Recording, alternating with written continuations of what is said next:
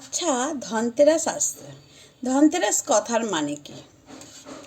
ধনতেরাস কথার অর্থ ধন মানে সম্পদ বা অর্থ। তেরাস তেরাস কথার অর্থ কি? তেরাস মানে ত্রয়োদশী, অর্থাৎ কার্তিক মাসের শুক্লপক্ষের ১৩তম দিন, তাকে বলে তেরাস, ধনতেরাস। ধনতেরাসের ইতিহাসে আমরা দেখতে পাই প্রাচীন রাজা হিমের পুত্র ভাগ্য নিয়ে এসেছে যে ওনার যেদিন বিয়ে হবে সেই বিয়ের ৪ দিনের রাত্রেবেলায় সাপে তাকে কামড়াবে এবং সেখানেই তার মৃত্যু হবে।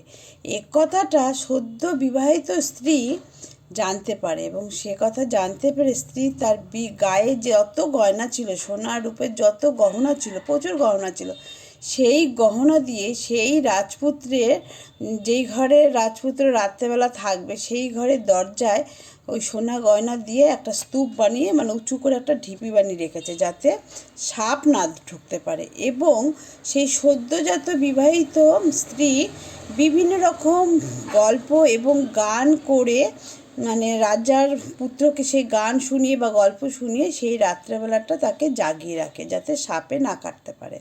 এবং যথারীতি সময় যমদূত সাপের রূপ নিয়ে চলে এসে দেখলো যে সেই সদ্যজাত স্ত্রী কী করেছে, বিভিন্ন রকম লাইট, মোমবাতি দিয়ে, প্রদীপ দিয়ে বাড়ির দরজা, মেন দরজা যেটা, মানে ওই ঘরের যে মেন দরজা, সেই দরজায় এত সুন্দর করে উনি মানে সাজিয়েছে এবং সোনার উপর দিয়ে, মানে মেন গেটের প্রবেশদ্বার যেটা, সেই প্রবেশদ্বারটাকে এমনভাবে সাজিয়েছে যে ওখান দিয়ে সাপ ঢুকতে পারেনি।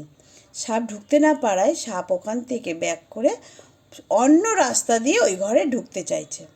তো মানে সাপ বলতে তো ওখানে যমদূত অন্য রাস্তা দিয়ে ওই রাজপুত্রের কাছে যেতে চাইছে এবং অন্য রাস্তা দিয়ে যখন যেতে চাইছে তখন দেখলো সেই রাজপুত্রের যে স্ত্রী, সে সারা রাত এত সুন্দর গল্প এবং গান করছিল যে যমদূত ওটা দাঁড়িয়ে দাঁড়িয়ে সারা রাত বাইরে দাঁড়িয়ে শুনে অবশেষে নিঃশব্দভাবে উনি ফিরে গেলেন। তো স্বামীকে বাঁচানোর জন্য এই যে ধনতেরাসের দিন, এই যে মোমবাতি বা প্রদীপ জ্বালিয়ে, লাইট জ্বালিয়ে তাকে বাঁচানো হলো, তাই এই দিনটিকে যমদীপ দান বলে উল্লেখ করা হয়। এই জন্য আমরা ধনতেরাসের দিন বাড়ির চারপাশ খুব পরিষ্কার পরিচ্ছন্ন করে রাখব এবং ঘরে মোমবাতি প্রদীপ জ্বালিয়ে বাড়িটাকে যেন একদম জ্বলজ্বল করে, এইটা করতে হয় ধনতেরাসের দিন।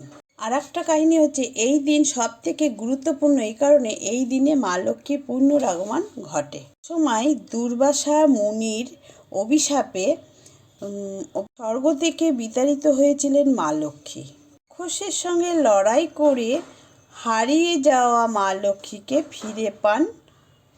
রাক্ষসের সঙ্গে লড়াই করে ধনতেরাসের দিন ফিরিয়ে পান দেবতারা তাদের মা লক্ষ্মীকে। হারিয়ে যাওয়া লক্ষ্মীকে ফিরে পাওয়ার উৎসবকেই বলা হয় ধনতেরাস। মনে করা হয় কুবের তার আরাধ্যা দেবী আদি লক্ষ্মীকে ভক্তির দ্বারাই সন্তুষ্ট করতে পেরেছিলেন। এর ফলে ধনতেরাসের দিন কুবের এবং লক্ষ্মী দেবীর পুজো একসাথেই করা হয়। এছাড়া কথিত আছে যে কুবের আজকের দিনের বিবাহের জন্য ভগবান বিষ্ণুর থেকে কিছু অর্থ নিয়েছিলেন, তাই আজকের দিনে ভগবান বিষ্ণুকে অনেকেই অর্থ দান করেন, যাতে ভগবান বিষ্ণুর কাছে ধার শোধ করা হয়। তাই বলি, এই ধনতেরাসের সময় আমাদের বাড়ির চারপাশ পরিষ্কার রাখবো এবং ঘর বাড়ি সব পরিষ্কার জ্বলজ্বল করবে, এইভাবে পরিষ্কার করবেন। এবং মেন যেটা প্রবেশদ্বার, সেখানে সবাই প্রদীপ দেবেন এবং ঈশ্বরের নাম করবেন, মা লক্ষ্মীর পুজো করবেন, দেখবেন অনেক অনেক অনেক উপকার পাবেন। সবাই ভালো থাকবেন, আনন্দে থাকেন, দীপাবলি সবার ভালো কাটুক, শুভরাত্রি।